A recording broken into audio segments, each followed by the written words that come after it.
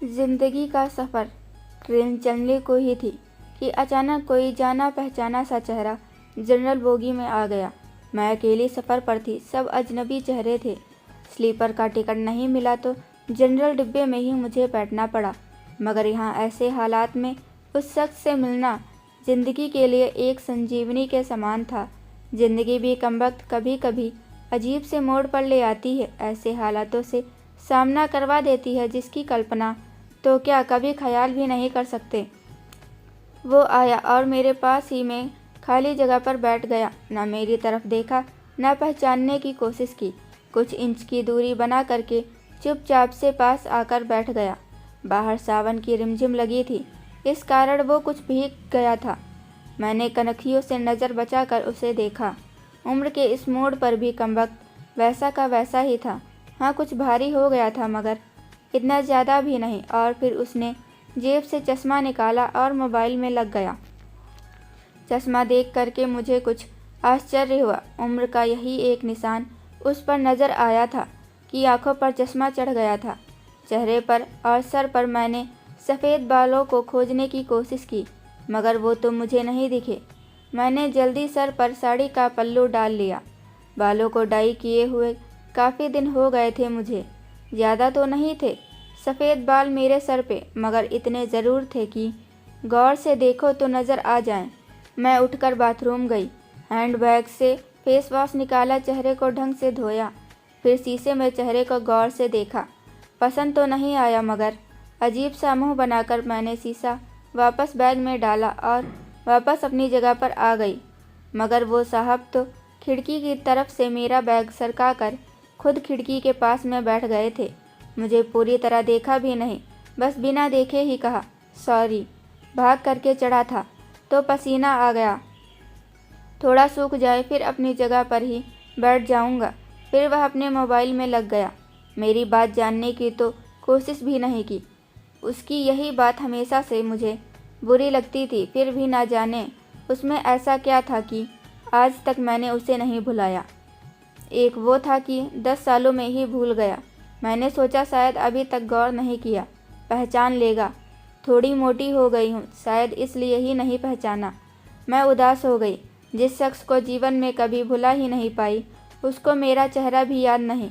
माना कि औरतों और लड़कियों को ताड़ने की इसकी आदत नहीं, मगर पहचानने भी नहीं। शादीशुदा है, मैं भी शादीशुदा ही हूँ। जानती थी इसके साथ रहना मुश्किल है, मगर इसका मतलब यह तो नहीं कि अपने ख्यालों को, अपने सपनों को जीना ही छोड़ दूं। बस एक तमन्ना थी कि कुछ पल खुल के उसके साथ गुजारूं। माहौल भले ही दोस्ताना ही हो, मगर हो तो सही। आज वही शख्स पास बैठा था जिसको स्कूल टाइम से ही मैंने दिल में बसा रखा था। सोशल मीडिया पर उसके सारे अकाउंट चोरी छुपे देखा करती थी। उसकी हर कविता, हर शायरी में खुद को खोजा करती थी। वह तो आज पहचान ही नहीं रहा। माना कि हम लोगों में कभी प्यार की बातें नहीं चली, ना कभी इजहार हुआ। हाँ, वो हमेशा मेरी केयर करता था और मैं उसकी केयर करती थी। कॉलेज छूटा तो मेरी शादी हो गई और वह फ़ौज में चला गया। फिर उसकी शादी हुई। जब भी गांव गई उसकी सारी खबर ले आती थी। बस इसी तरह ज़िंदगी गुजर गई। आधे घंटे से भी ऊपर हो गया। वो आराम से खिड़की के पास बैठा मोबाइल में लगा था। देखना तो दूर, चेहरा भी ऊपर नहीं किया। मैं कभी मोबाइल में देखती तो कभी उसकी तरफ। सोशल मीडिया पर भी उसके अकाउंट खोल कर देखे, तस्वीर मिलाई। वही था, पक्का वही है, कोई शक नहीं था। वैसे भी हम महिलाएं पहचानने में कभी भी धोखा नहीं खा सकती। 20 साल बाद भी सिर्फ आंखों से ही पहचान ले। फिर और कुछ वक्त गुजरा, माहौल वैसा का वैसा था। मैं बस पहलू बदलती रही। अचानक से टीटी आ गया। सबसे टिकट पूछ रहा था। मैंने भी अपना टिकट दिखा दिया। उससे भी पूछा तो उसने कहा कि टिकट नहीं है। टीटी बोला फ़ाइन लगेगा, तो वह बोला लगा दो। फिर टीटी बोला कहाँ का टिकट बनाऊँ। उसने जल्दी जवाब नहीं दिया, मेरी तरफ देखने लगा। मैं कुछ समझी नहीं। उसने मेरे हाथ में थमी टिकट को गौर से देखा, फिर टीटी से बोला कानपुर। तब टीटी ने कानपुर की टिकट बनाकर दी और पैसे लेकर चला गया। वह फिर से मोबाइल में तल्लीन हो गया। आखिर मुझसे रहा नहीं गया। मैंने पूछ ही लिया, कानपुर में कहाँ रहते हो। वह मोबाइल में नज़रें गड़ाए हुए ही बोला, कहीं नहीं। वह चुप हो गया तो मैं फिर बोली, किसी काम से जा रहे हो। वह बोला, हाँ। अब मैं चुप हो गई। वह अजनबी की तरह बात कर रहा था और अजनबी से कैसे पूछ लूँ किस काम से जा रहे हो। कुछ देर चुप रहने के बाद फिर मैंने पूछ ही लिया, वहाँ शायद आप नौकरी करते होंगे। उसने कहा, नहीं। मैंने फिर हिम्मत करके पूछा, तो किसी से मिलने जा रहे हो?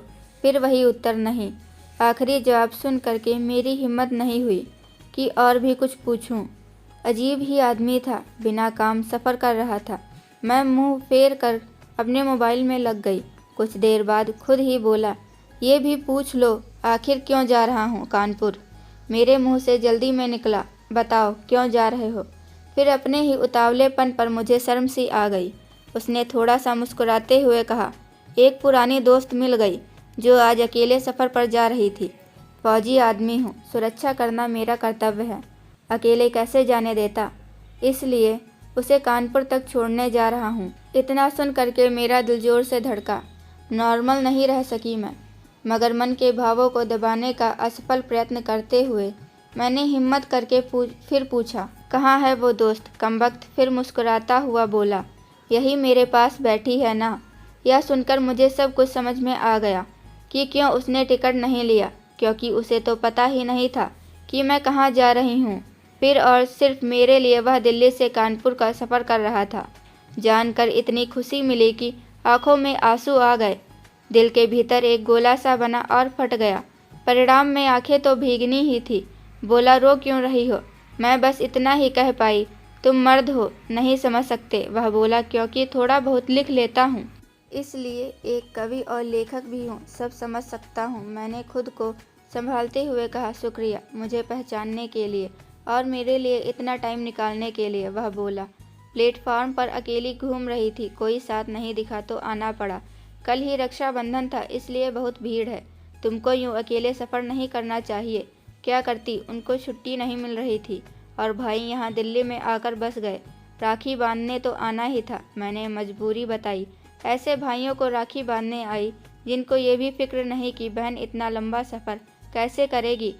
भाई शादी के बाद भाई रहे ही नहीं, भाभीियों के हो गए, मम्मी पापा रहे नहीं, कहकर मैं उदास हो गई। वह फिर बोला, तो पति को तो समझना चाहिए, उनकी बहुत बिजी लाइफ में मैं ज़्यादा डिस्टर्ब नहीं करती हूँ और आजकल इतना खतरा भी नहीं रहा है, मैं कर लेती हूँ मैं अकेले सफ़र।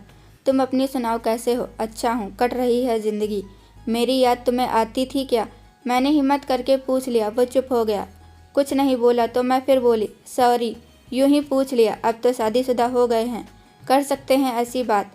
उसने शर्ट की बाजू की बटन खोल करके हाथ में पहना वो तांबे का कड़ा दिखाया जो मैंने ही फ्रेंडशिप डे पर उसे दिया था। वो बोला, याद तो नहीं आती, पर कमबख्त यह तेरी याद दिला देता है। कड़ा देखकर दिल को बहुत सुकून मिला। मैं बोली, तो कभी संपर्क क्यों नहीं किया। वह बोला, डिस्टर्ब नहीं करना चाहता था, तुम्हारी भी अपनी ज़िंदगी है और मेरी अपनी ज़िंदगी है। मैंने डरते डरते पूछा, हाथ को पकड़ लूँ। वह बोला, पाप नहीं लगेगा। मैं बोली, नहीं, छूने से नहीं लगता। और फिर मैं कानपुर तक उसका हाथ पकड़ कर बैठी रही।